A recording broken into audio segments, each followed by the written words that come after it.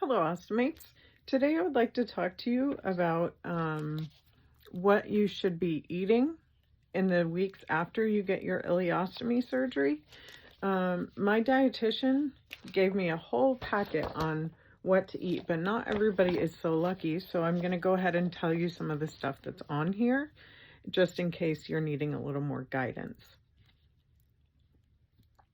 So, after surgery, your bowel is likely going to be a little bit swollen. And so as you recover, you're going to start eating more solid foods, but you're going to want to start with foods that are lower in fiber. Um, Typically, you'll transition to like less than 13 grams of fiber per day. And most patients begin to eat more normally about 4 to 6 weeks after surgery. Some tips for nutrition. You let your healthcare provider know if you see a whole food or pills in your ostomy bag. What you'll want to avoid is very large tablets or enteric-coated time-release medications because they're not going to be fully absorbed by your small intestines. Also, you'll want to take a chewable or a liquid multivitamin. And then also take a chewable or liquid calcium supplement. Both of those will help you while you're healing from your surgery. You'll want to try to have your biggest meal in the middle of the day instead of at night so that your output doesn't ramp up in the middle of the night, so you won't have to get up as much to empty your bag. And then you'll want to eat some foods that thicken your stool several times a day because in the weeks right after you have surgery, sometimes your output can be more liquid and can be on the higher side. So if you eat things like bananas or nut butters or things like that, that might thicken up your stool for you if you're having that problem. You'll also want to drink quite a bit to stay hydrated, and oral rehydration solutions are a good idea. The thing that I like to use is Propel because it doesn't have a lot of sugar in it, but I also like to use Liquid IV sometimes. Whatever you use, just try to get something with electrolytes because sometimes, especially shortly after surgery, you might have trouble balancing your electrolytes. So some of the recommended foods would be dairy products. You'll want to check for calcium content if you're drinking almond milk or rice milk, just to make sure they have at least 30% calcium in them. And then soy milk might cause some gas and bloating, so you want to avoid that if it causes you symptoms. So some of the dairy products that they recommend are fat-free or low-fat milk, soy milk, rice milk, or almond milk, lactose-free milk, yogurt, cheese, buttermilk, and low-fat ice cream.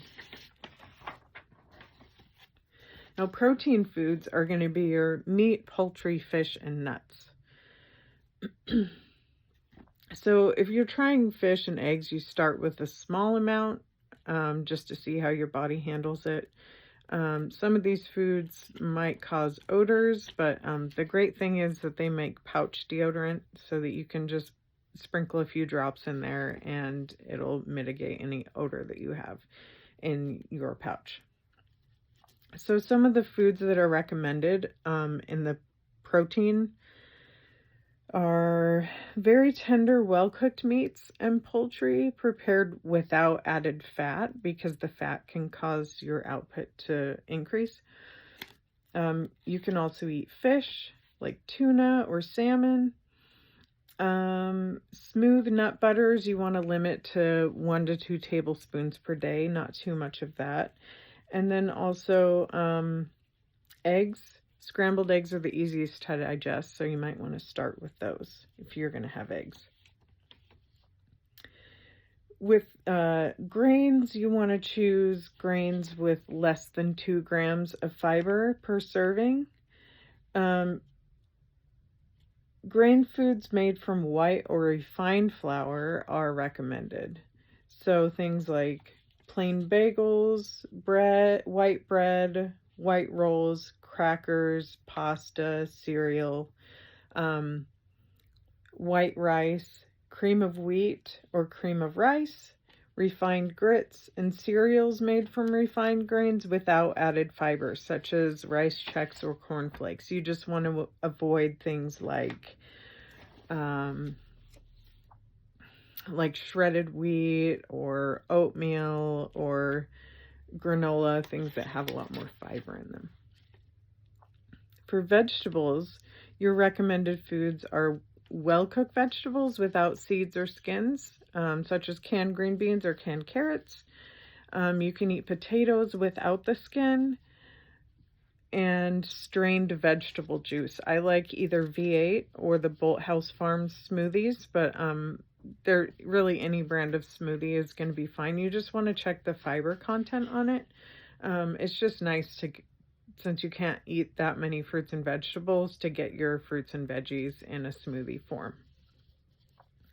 Some fruits might cause blockages, so you want to watch out for that. Recommended fruits are pulp-free fruit juice, ripe banana, soft melons like watermelon or honeydew, peeled and cooked apple or applesauce, canned fruits. Make sure you avoid pineapple and avoid heavy syrup, which can make diarrhea worse.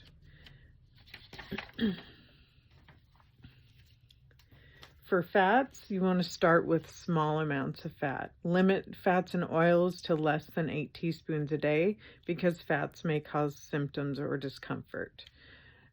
Foods recommended for fats would be olive oil and canola oil.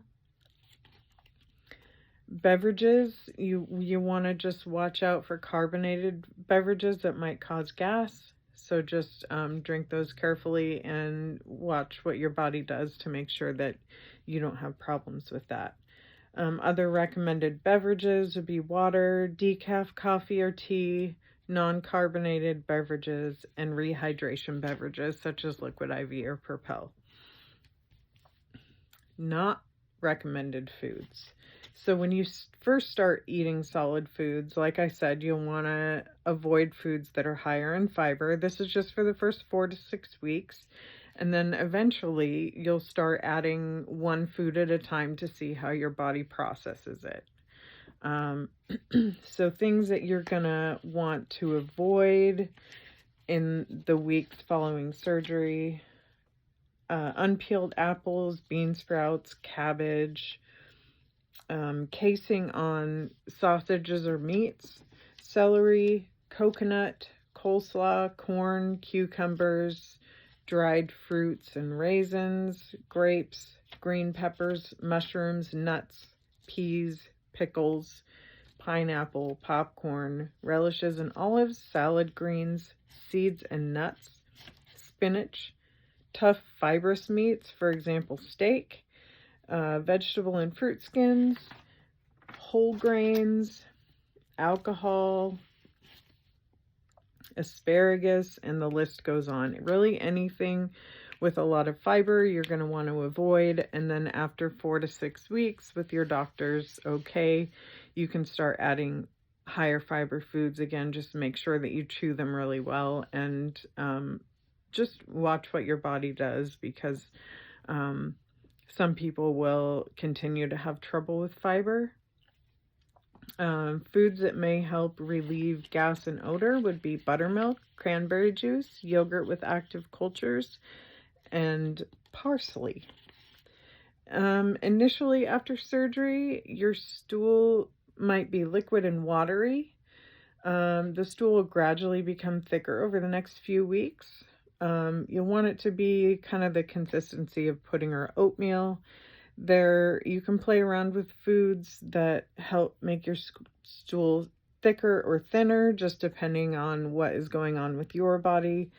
But if changes in your diet don't improve your stools, then your doctor may be able to recommend some medications.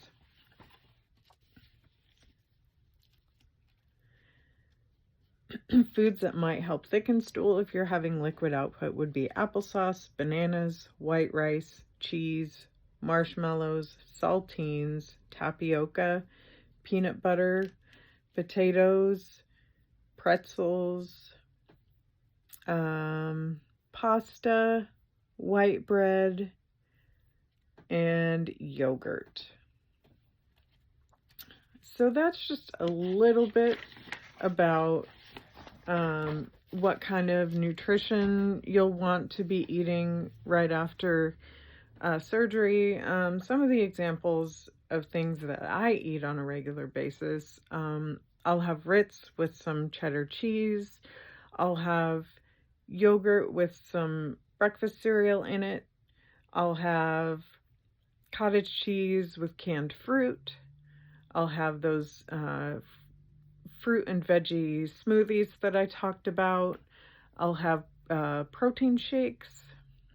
There's just a lot of foods that you can eat. Just watch the fiber content.